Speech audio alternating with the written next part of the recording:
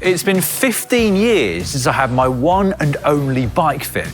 Back then, I was in my prime. I was powerful, I was flexible, I was even aero, at least for the era. But lots of things have changed since then. People's positions on bikes have changed. I've changed as well. I'm significantly older, I'm significantly less powerful, and I'm probably less flexible as well. So I think it's time for an update. But before I get an update to my position, I wanted to give you all some context. This is how my bike looked after that one and only bike fit. It's my Cervelo, not from the Cervelo test team, but from Garmin Cervelo. And quite a traditional position for the time. A completely slammed stem. In fact, they've even shaved the top of the headset off here to make it even more slammed. 12 centimetre stem, a pretty big saddle to bar drop, as you can see. 175mm cranks. Back then, I did actually have pedals on the bike as well. And this thing felt fast. It felt aero, and it felt aggressive. In fact, it was so aggressive, I pretty much never put my arms on the drops. I was always up on the hoods. I think the drops were just too low to use. Since I stopped racing full time, I've pretty much just ridden bikes as they've come out of the box. Now, this is my current amazing Canyon Aeroed CF SLX. I mean, obviously I've chosen the correct frame size for my height, which is an L, and my saddle height is adjusted to be the same as it was before, so about 80 centimetres. But beyond that, the stem length, the handlebar width is what it came with. I haven't adjusted the stem height either, so as you can see, it's not quite as slammed as it used to be. I haven't adjusted the hoods in any way in terms of where they are on the bars or what height they are. I haven't even chosen a specific model of saddle here. Reason being, I've just not been riding enough to warrant that level of tinkering. When I have ridden, I've been comfortable enough, but I haven't really needed to think about aerodynamics or how comfortable I would be if I rode for 6 hours. But then that's about to change. For those of you who don't know, this June I'm riding 350 kilometres from Manchester down to London, raising money for the Ambitious About Autism charity in the process. If you'd like to add your own donation, incidentally, we'll leave a link in the description below this video. Anyway, it's likely to be in excess of 14 hours of riding time. Not at high speed though, and as such, my main priority is going to be comfort. How do you get comfortable when you're older, less flexible, and less in need of being aero? Well, that's where ID Match comes in.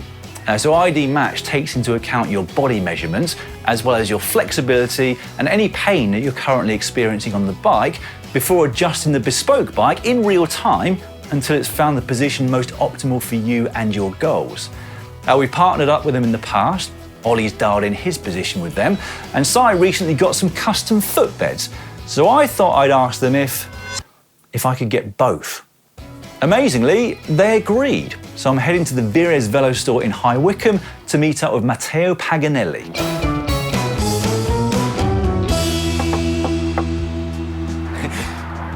Hey. Hey. Nice to meet you. Welcome. You too. Thank you very much. I've not ridden a bike much in the last 10 years or so. What I'm hoping for today is that I get into a position that's comfortable, but not giving away too much free speed.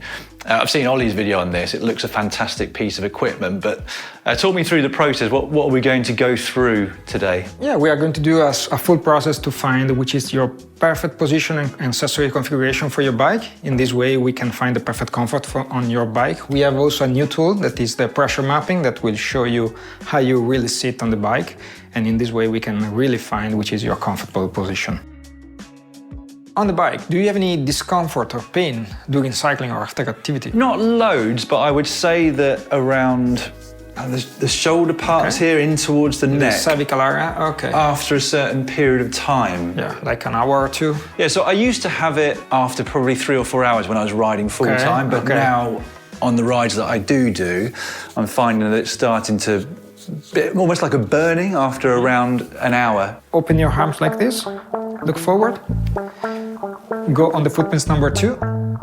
Good. If you see, the software without using any marker is able to find all your body geometry. Yeah. So we found which is your, for example, shoulder width, your pelvis dimension, your arm length, and every information that can be useful to find which are the accessories and the proportion of your body. So hands together, straight legs, and bend over as much as you can. Okay. Okay, good. Right, you have a good flexibility. So you have a 68, that is a very good rotation. Oh, that's a good start. So Daniel, let's go to measure your foot. So please put your left foot on the tool, on the foot meter. So your total length is 293.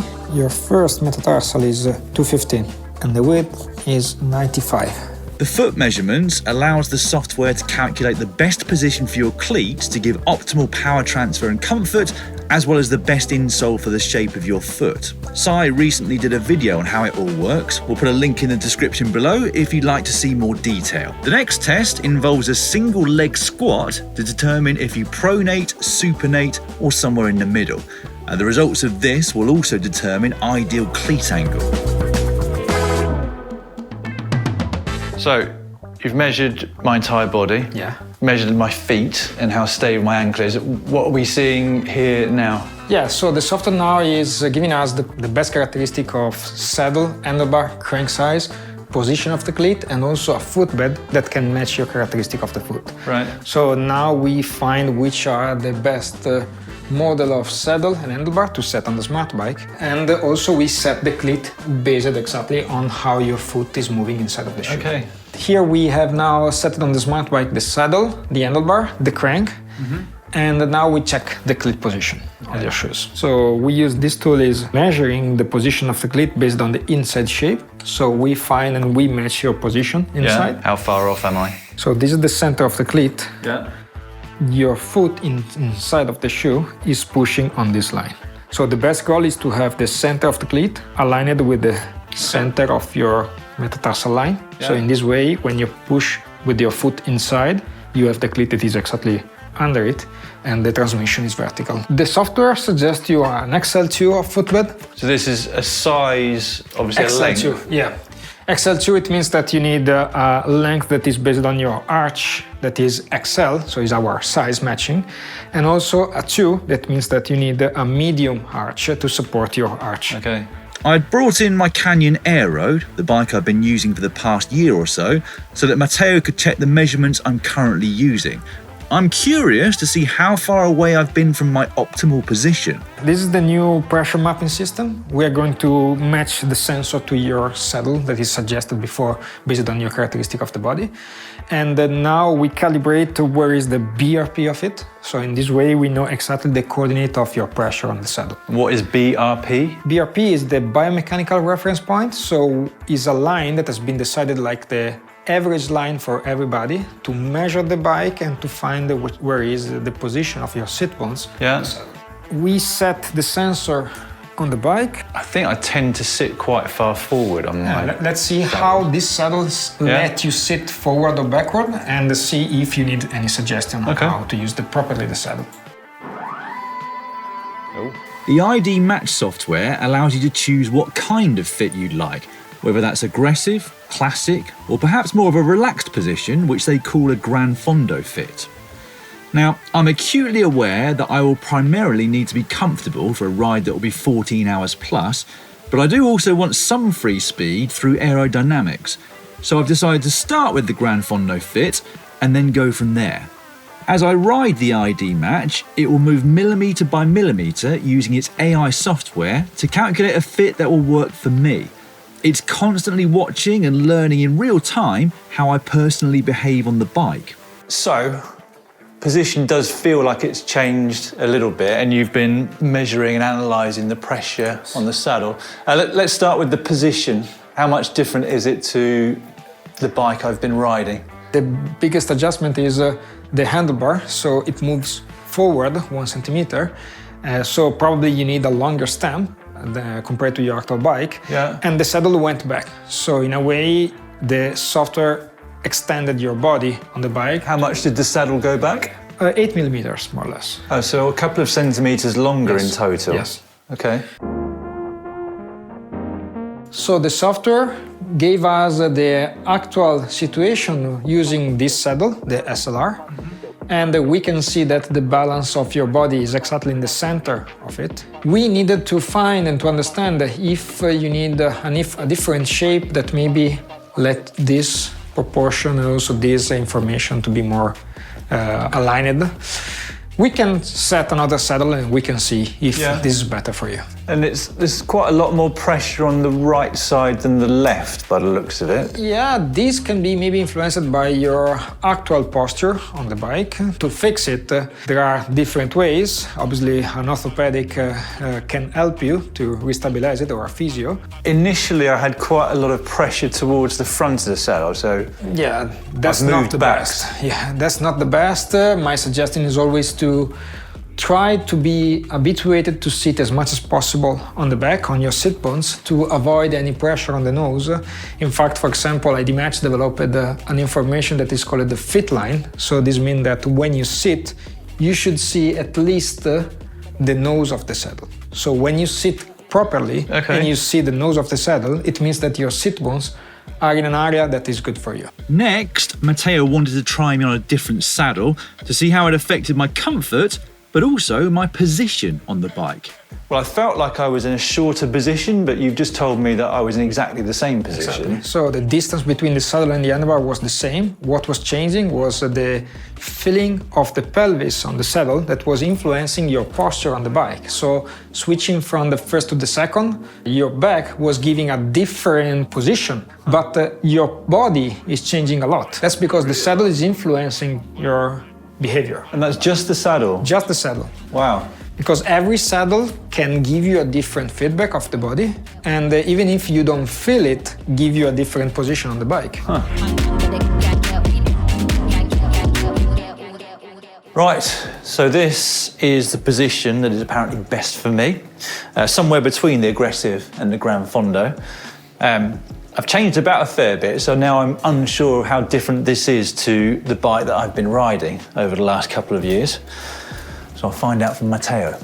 We can see that the configuration of the Canyon come out with a 100 stem, and if we choose it, the software tells us also how much spacer you should set on the bike. Okay, so centimetre of spacers. In the end, we go to the final report, and we have here all the resumed information of your report. At the end of my time, Matteo gave me a full report detailing all the information I could possibly need, including the exact model of saddle that's ideal for me, my foot characteristics, and obviously all the bike measurements too. So, with my new position, my saddle will be moving backwards by 8mm, whilst moving down by 3mm. My stem needs to be a centimetre longer and 5mm lower. This was the most comfortable position that we found that lies between the Gran Fondo and the aggressive bike fits.